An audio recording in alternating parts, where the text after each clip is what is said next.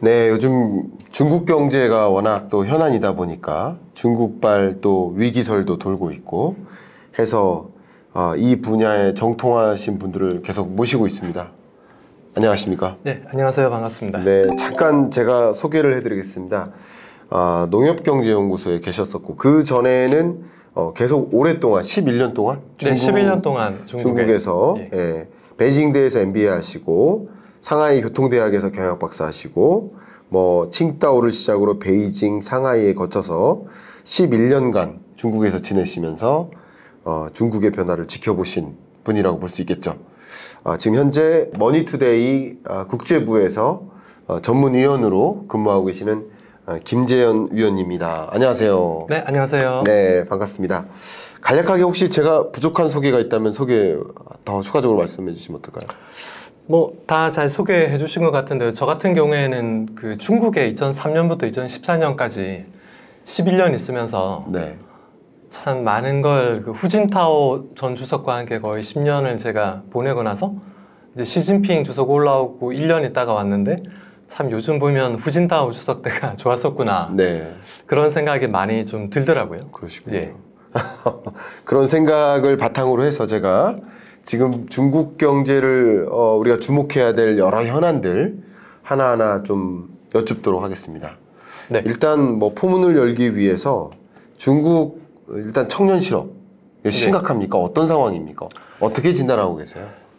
이게 중국 청년 실업이 사실 중국 정부 입장에서는 아주 중요한 문제 중에 하나인데요. 왜냐하면 그 가진 게 없는 사람일수록 뭐 사회에 대해서 불만을 가지기가 쉽지 않습니까? 그런데 그렇죠. 젊은이들이 가진 것도 없는데 직업도 없으면 뭐 정부에 대한 불만밖에 안 생기겠죠. 그래서 이거를 되게 많이 신경을 쓰고 있는데 그 6월 달에 그 16세에서 24세 청년 실업률이 21.3%로 발표가 되면서 이제 사람들이 많이 놀랐었는데 7월 달에는 근데 이 청년 실업률을 아예 발표를 안 했었거든요.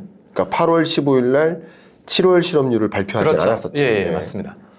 그러니까 왜 그러냐면 중국 같은 경우에는 그 9월 가을 학기가 신학기이기 때문에 7월 달에 졸업을 하고 대학 졸업생들이 사회로 쏟아져 나오면 그 실업률이 단기적으로 확 뛰거든요. 그래서 그것 때문에 발표를 안 한 것 같은데, 그리고 그 7월 달에 중국의 그 차이신이라는 비교적 좀 독립적인 매체가 있는데 여기 그 베이징 대학교의 딴단이라는 경제학자가 중국 청년 실업률에 대한 칼럼을 하나 발표해서 이게 좀 중국에서 그 센세이션을 좀 일으켰는데 그러니까 중국의 16세에서 24세 인구가 9,600만 명이거든요. 근데 여기서 이제 경제활동 인구, 그 실업률 집계 대상인 경제활동 인구가 3,200만 명인 거죠. 3,200만 명 중에 2,570만 명은 취업했고 630만 명이 실업자이기 때문에 이게 실업률이 뭐 20%로 나왔는데 그 여기서 그 제외되는 비경제 활동 인구가 6,400만 명이 되거든요. 9,600만 명 중에. 근데 여기 학생이 또 4,800만 명이에요. 그렇죠. 올해 그 중국 대학 졸업생이 1,158만 명으로 이제 추산이 되는데 대학생이 워낙 많거든요. 워낙 늘려가지고 6,400만 명에서 4,800만 명 대학생을 빼면 1,600만 명이 남는데 이 1,600만 명이 대학생도 아니고 뭐 일도 안 하고 중국어로는 요즘 그 탕핑이라고 많이 하는데 그냥 뭐 드러누워 있다 그런 뜻이거든요. 그러니까 뭐 전업 자녀라고도 할 수 있고 어쨌든 이런 그 일을 안 하고 학생도 아닌 그런 1,600만 명이 있는데 만약에 1,600만 명을 경제활동 인구에 넣으면 청년 실업률이 뭐 46.5%까지 뛴다. 이만큼 뭐 중국 청년 실업 문제가 심각할 수 있다는 말인데요. 근데 중국 통계국이 이 그 1,600만 명은 실업률 집계에 안 넣는 게 틀린 건 아니거든요. 틀린 건 아니죠. 뭐 취업 의사가 없는 비경제 활동 인구니까. 근데 그럼에도 불구하고 이런 잠재 실업자 그런 사람들이 이만큼 어마어마하다는 거죠. 사실 전 국민의 1%가 넘으니까 1,600만 명이면. 그렇죠. 그런 면에서 좀 문제가 있다. 자, 그러면은 이 질문도 드려볼게요. 뭐 물론 여러 학자들이 갖고 계신 그 뷰가 좀 차이가 있을 수 있기 때문에 이 같은 숫자나 같은 실업률, 같은 뭐 청년 실업자 뭐 이런 숫자를 보고도 다른 해석을 할 수가 있어요. 근데 전체 실업률은 그렇게 높지 않잖아요. 그래도 5%대를 유지하고 있잖아요. 예. 그러면 전체 실업률은 그렇게 높지 않고 오히려 1년 전과 비교하면 떨어져 있는 상황인데 청년 실업률만 나홀로 이렇게 역사상 정점을 향해 가고 있잖아요. 그렇기 때문에 전체를 보지 않고 청년 실업률만 보면 문제 있는 것처럼 보이지만 전체 실업률로 보면 문제가 없다. 이렇게 말씀하시는 분도 계세요. 이 부분에 혹시 어떻게 생각을 하시나요? 그러니까 중국이 좀 국가가 뭐 면적도 넓고 인구도 많다 보니까 이게 좀 복잡한데 네. 중국 실업률 발표되는 게 그 도시 지역 실업률이거든요. 네. 그러니까 농민권 같은 경우에는 실업률 집계에서 제외되는데 그리고 중국이 좀 이거는 복잡한 문제인데 어쨌든 중국이 도시와 농촌이 이원화된 구조거든요. 그렇죠. 그래서 실업률 집계에 도시 인구만 들어가고 그 농촌에서 나와서 도시에서 일하는 농민공은 집계에 포함이 안 되기 때문에 좀 실업률이 낮게 나오는 점이 있는데 네. 그래도 작년 말 올해 뭐 중국 매체를 보면 그 실업 문제가 점점 사람들이 심각하게 느끼는 거는 좀 보편적인 추세거든요. 특히 청년 실업률. 네. 왜냐하면 이전에는 그 온라인 사교육 같은 걸로 대학생들이 많이 흡수가 돼서 그런 걸로 일을 했었는데 시진핑 정부가 뭐 사교육 규제를 하면서 네. 사교육에서 이제 일할 수도 없고 이제 남은 거는 뭐 배달 라이더 아니면 그滴滴 출신 같은 공유 차량 모는 그런 거밖에 없다는 거죠. 네. 특히 공유 차량 같은 경우에는 3, 40대 같은 경우에는 좀 차를 사야 되니까 할 수 있는데 네. 뭐 16, 24세 청년들은 그것도 못하고 사실 배달 라이더 뭐 이거거든요. 아니면 그냥 집에 들어놓아서 그냥 네. 드라마 보고 있거나 그런 거니까 점점 중국에서도 실업 문제가 좀 심각해지고 심각하게 생각하는 것 같아요. 제 느낌으로는. 네. 네. 그렇군요. 저는 지금 이 중국의 청년 실업 문제가 심각하다고 생각을 합니다.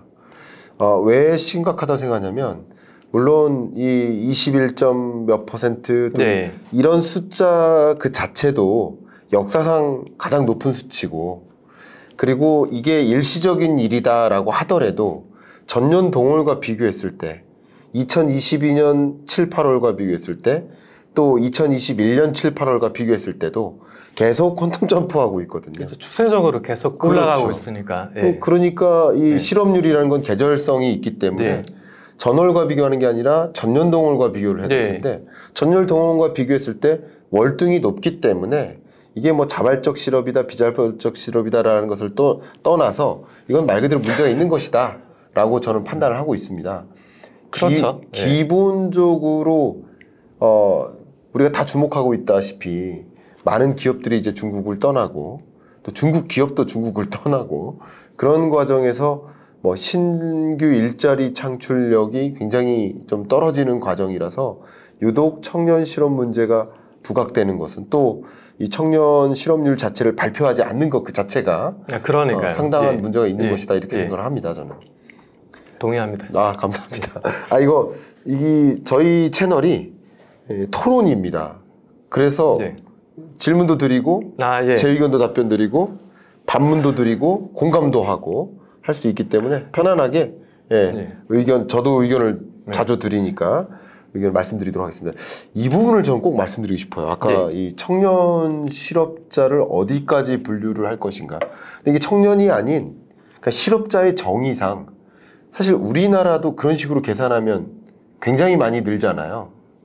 그럴 수 있죠. 뭐 우리나라 네. 청년 실업률이 대략 한 10%를 상회해야 하는 정도인데 전체 실업률 대비 청년 실업률이 엄청 높죠. 네.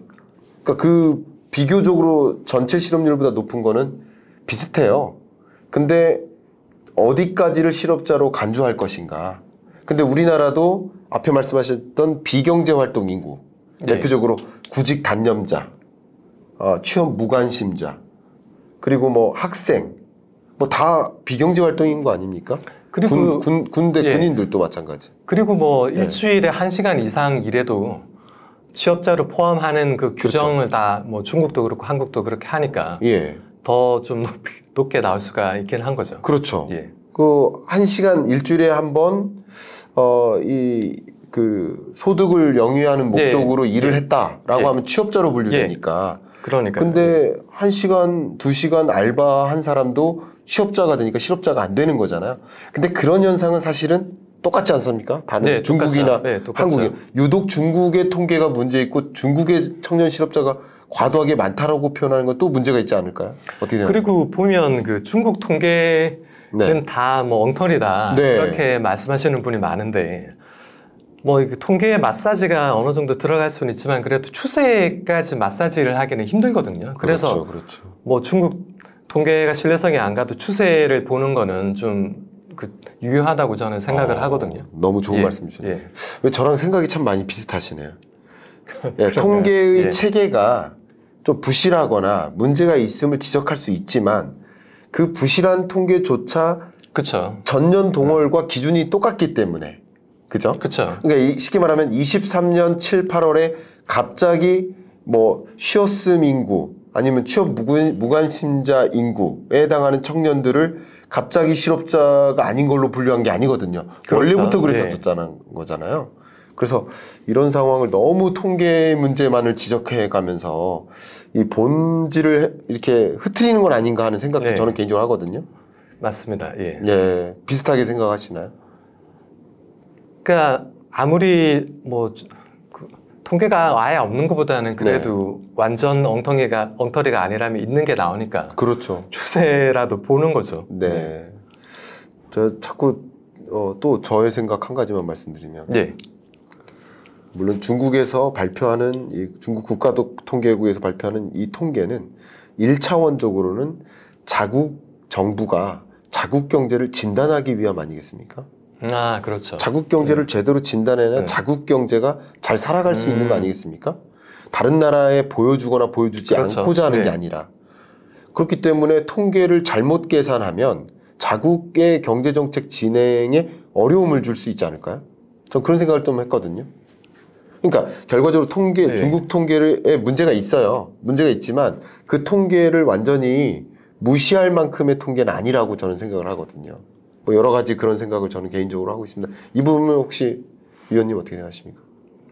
예, 그렇게 보면 될 것 같고요. 그 중국에서도 사실 중국 통계에 대한 그런 뭐 신뢰도나 신빙성에 대한 얘기가 많긴 한데 네. 그래도 중국 경제학자들도 뭐 중국 통계를 바탕으로 해서 진단을 하고 또 그 추세를 보면서 얘기를 하거든요. 그럼요. 예, 그래서 그거를 너무 뭐 중국 통계를 무시하는 건 좀 너무 오바인 것 같고요. 제 생각에는. 예. 솔직히 이렇게 말씀해 주셔서 감사하고요. 저도 비슷한 생각을 하고 있습니다.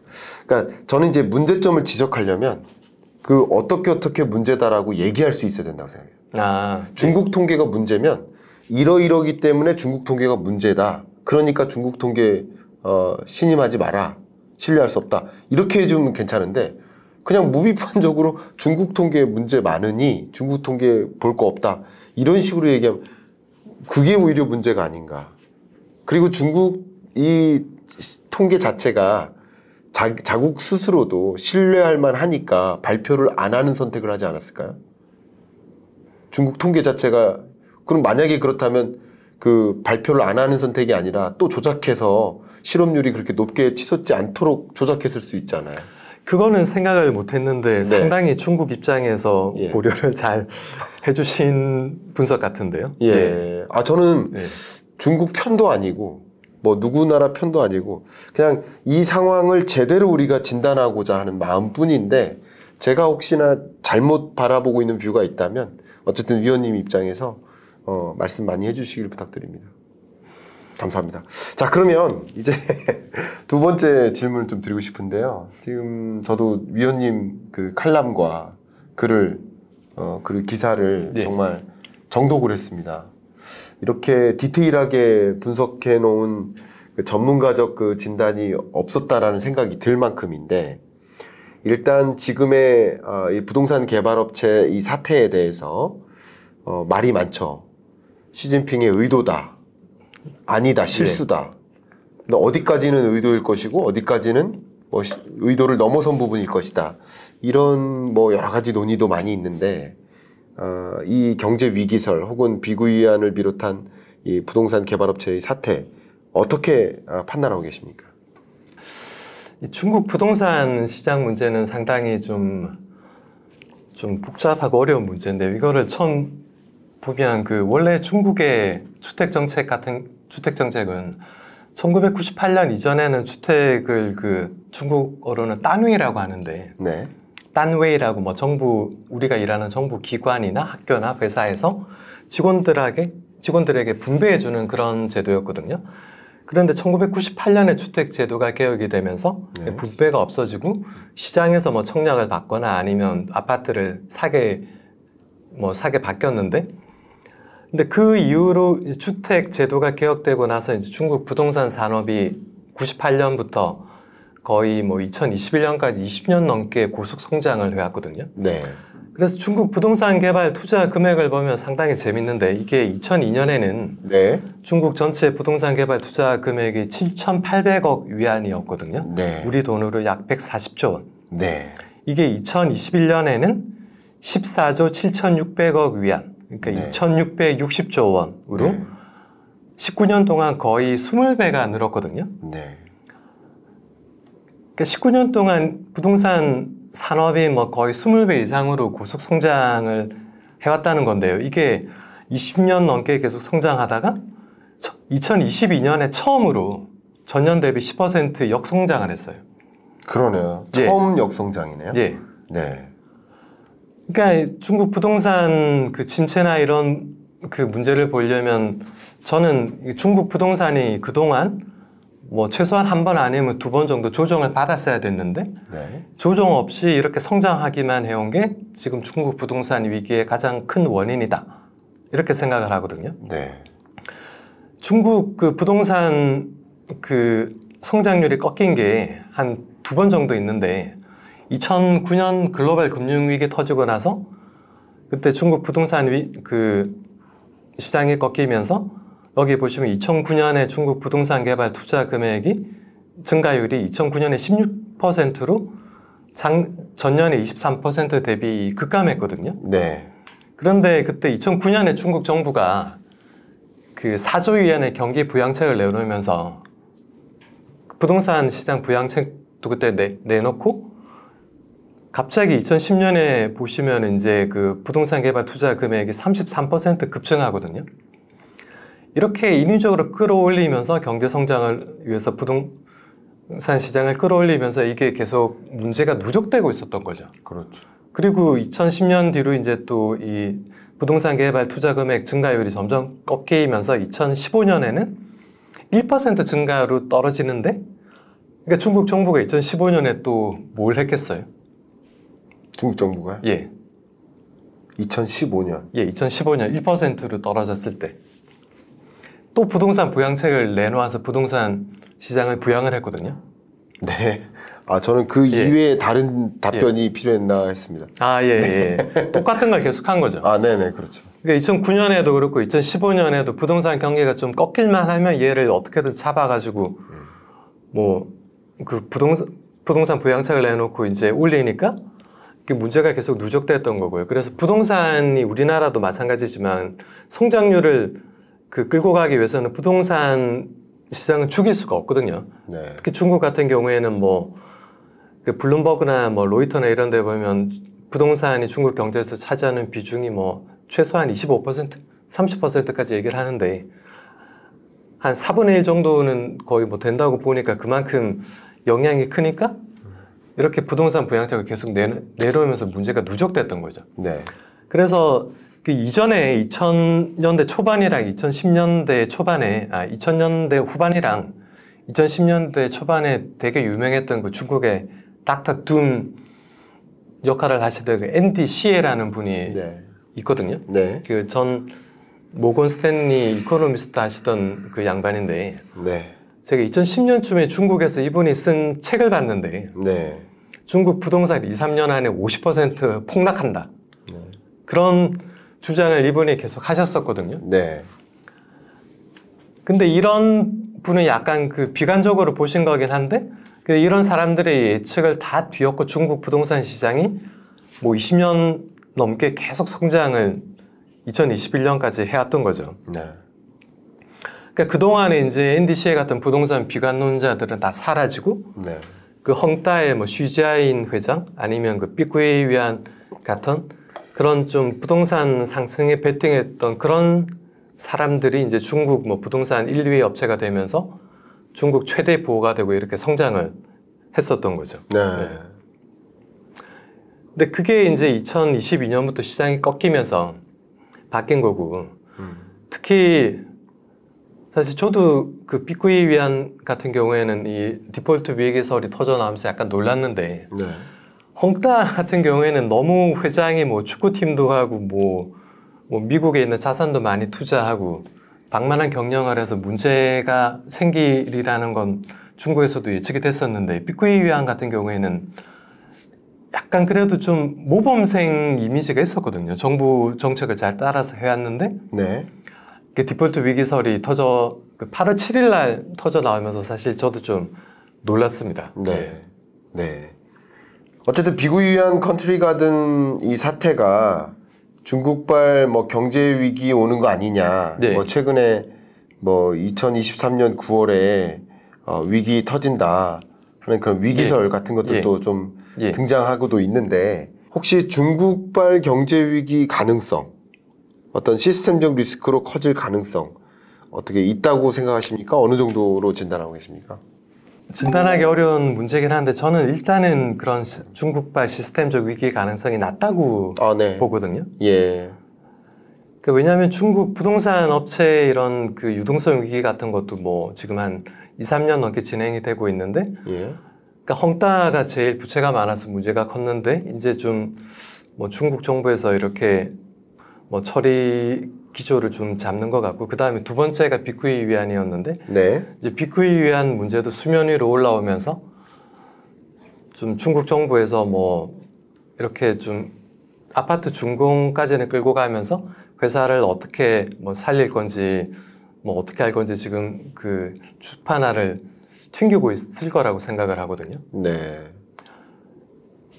그리고 이거를 뭐 국유화한다 뭐 그런 얘기도 많은데, 사실 중국 정부가 뭐 헝다 부동산 같은 경우에는 자본 잠식이 지금 6,400억 위안이 넘기 때문에 우리 돈으로 한 110조 원 정도가 넘는데, 이거는 뭐 국유화할 그런 뭐 이유가 전혀 없고요. 네.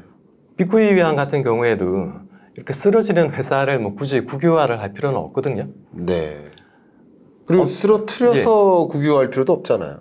그렇죠. 예. 맘만 먹으면 굳이 얘를 도산시키고 파산시키고 나서 국유화 절차를 가질 필요까지는 없는 거 아니겠습니까?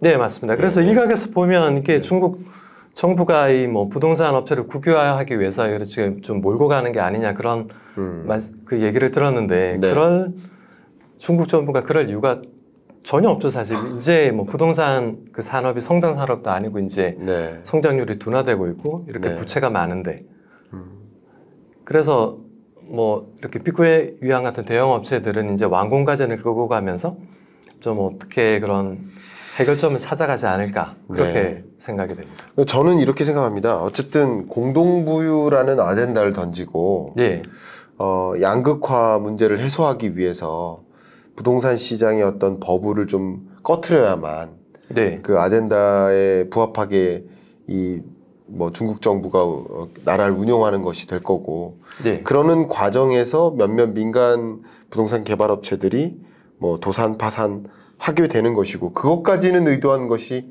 아니지 않을까 하는 생각을 저는 가지고 있고, 국유화라는 뭐 큰 그림도 그릴 수 있겠지만 이렇게 뭐 중국 청년 실업 문제가 이렇게 심각화되고 몇몇 부동산 개발업체들이 뭐 파산하고 이것까지는 의도한 범위를 넘어선 것이 아닌가.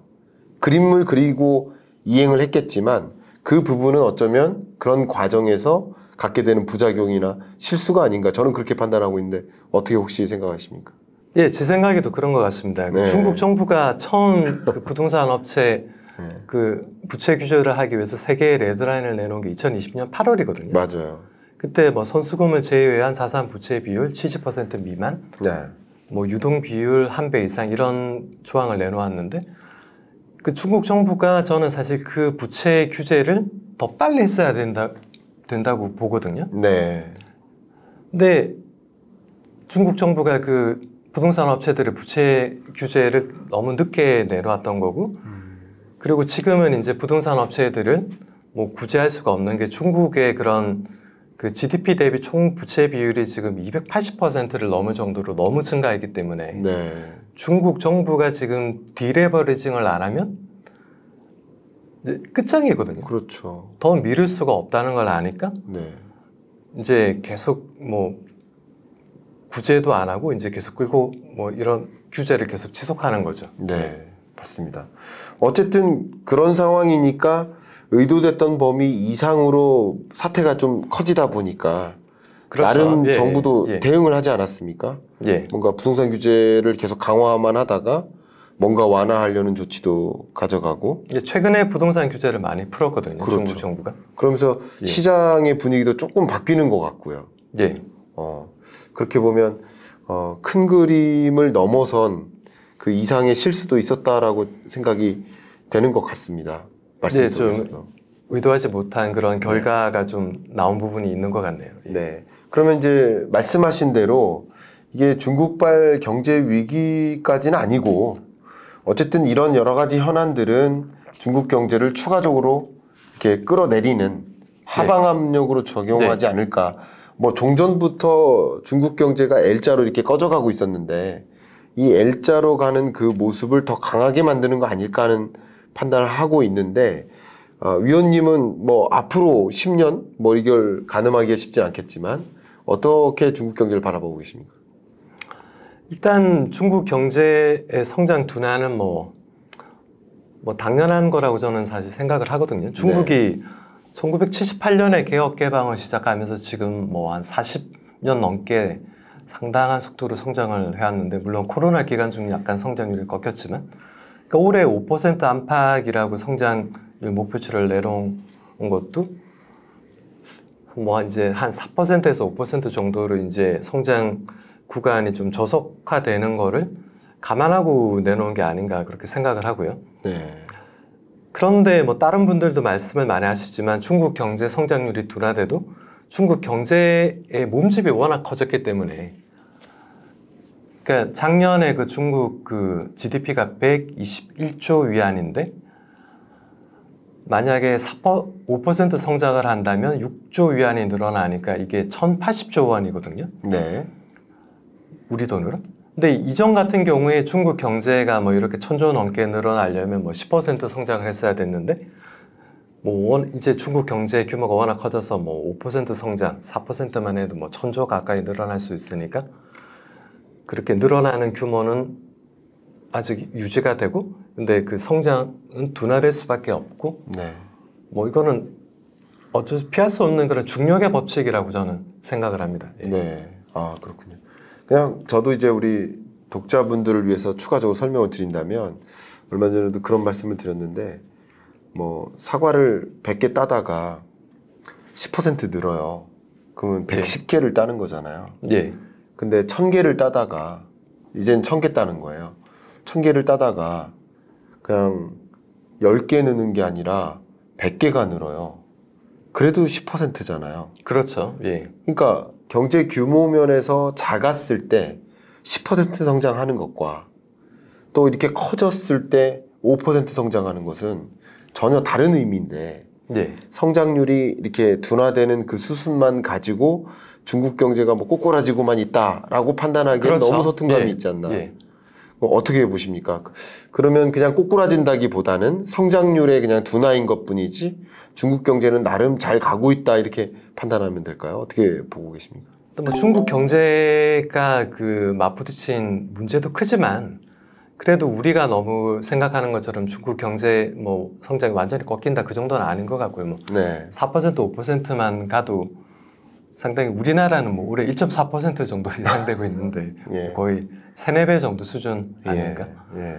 그래서 좀 그러니까 중국 경제가 뭐 저속 성장 구간으로 들어가는 거는 피할 수 없는데 그럼에도 불구하고 이제 서서히 그 중국 경제라는 그 코끼리의 덩치는 계속 조금씩 커져간다. 그렇게 보면 될 것 같습니다. 아, 네. 예. 그렇게 바라보고 계시고요. 예. 자, 이런 견지에서 우리나라 정부가 뭐 나름대로의 살 길을 좀 모색하고 있는 모습처럼 보이는데 예. 그러니까 탈중국이라고 해야 될까요? 또 디리스킹 전략이라고 해야 될까요? 이런 전략을 펼치는데 마침 인도와 인도네시아에 대한 관심을 예. 뭐 집중하고 있는 모습이에요. 예. 자, 그래서 탈중국 해야 된다. 아니다. 중국은 중국대로 우리는 여러 가지 비즈니스를 유지해야 된다.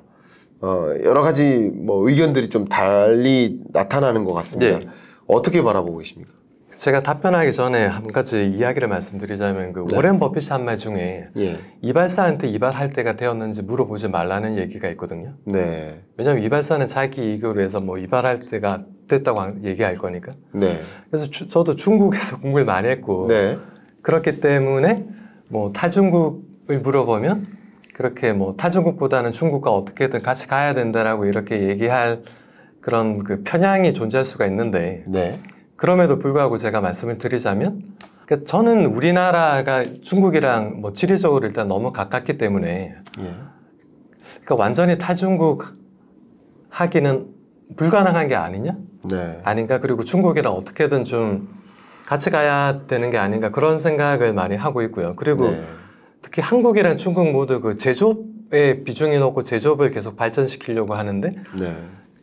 그러니까 자세히 보면 아시겠지만 중국이 우리가 제조업에서 나간 길을 사실 뒤따라오고 있거든요. 뭐 네. 자동차, 뭐 디스플레이, 스마트폰 뭐 거의 많이 따라왔고요. 그리고 이제 뭐 조선 따라오려고 하고 있고 반도체 따라오려고 하고 있는데 그리고 그 8월 말에 또 재밌는 기사가 하나 나온 게 그 화웨이가 3년 만에 스마트폰을 그 발표를 했지 않습니까? 네. 근데 화웨이 그 그 메이트 60%인데 이 스마트폰을 그 미국 블룸버그 통신이 그 캐나다 테크 인사이츠에 의뢰를 해서 분해를 했는데 여기 그 애플리케이션 프로세스 이게 뭐 7나노에서 생산이 됐기 때문에 거기에 대한 기사가 많이 나왔는데 이게 그 기린 9000S라는 그 화웨이의 그 애플리케이션 프로세서거든요. 근데 네. 바로 옆에 보시면 네. SK 하이닉스라는 이게 딱 보이는데 그러네요. 이게 SK 하이닉스에서 만든 낸드 플래시거든요. 네. 그래서 이 블룸버그에서 또 뭐 SK 하이닉스가 만든 낸드 플래시라는 디레임이 탑재됐다고 보도를 하니까 SK 하이닉스에서 우리는 3년 전에 그 화웨이와 거래를 끊었다. 네. 뭐 화웨이가 어떻게 이거를 구했는지 모르겠다고 이렇게 그 발표를 했는데 이렇게 사실 근데 뭐 아시다시피 그 삼성이랑 SK 하이닉스가 낸드 플래시라는 디램에서 차지하는 그 비중이 크기 때문에 화웨이가 우리나라 업체의 디램이랑 낸드 플래시 아니면 쓸 게 없거든요. 그런데 만약에 정말 화웨이가 우리나라 업체가 만든 낸드 플래시를 못 쓰게 된다면 중국이 만든 낸드 플래시를 쓸 수밖에 없잖아요. 그러니까 중국에 YMTC라는 낸드 플래시 업체가 있는데 이 업체의 올해 1분기 그 글로벌 시장 점유율이 한 3.9% 정도 되거든요. 네.